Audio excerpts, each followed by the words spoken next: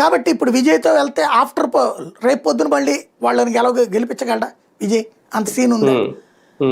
కాబట్టి వాళ్ళని కన్విన్స్ చేయాలి. లేదన్నా మీకు మంత్రి పదవి ఇస్తానన్నా, 49 ఏళ్ళ నుంచి మీకు ఎవరికి మంత్రి పదవులు లేవు, నేను ఇస్తానన్నా అని చెప్పి మాట్లాడుకోవాలి.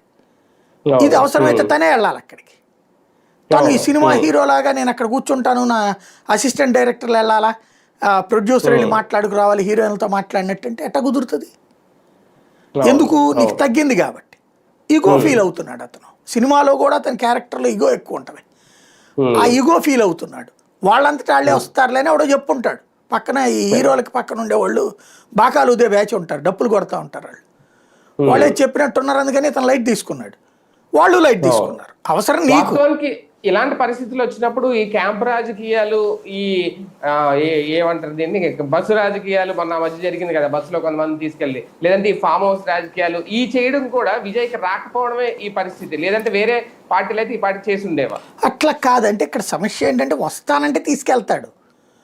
ముందు ఇక్కడ సమస్య ఏమొచ్చిందంటే సింపుల్ అండి, ఆఫర్ల మీద ఉంటదేమో కదా సార్. అదే కాదు, మెయిన్ సమస్య ఏంటంటే డిఎంకేని బిఫోర్ చీల్చడం కుదరదు. నేను చెప్తోంది అది. బిఫోర్ చీలిస్తే నాట్ అలౌడ్, గవర్నర్ ఒప్పుకోడు. ఎందుకంటే ఫ్లోర్లో ఇదయ్యాక నువ్వు అక్కడ చీల్చుకోవచ్చు 10 మంది రావడం. అది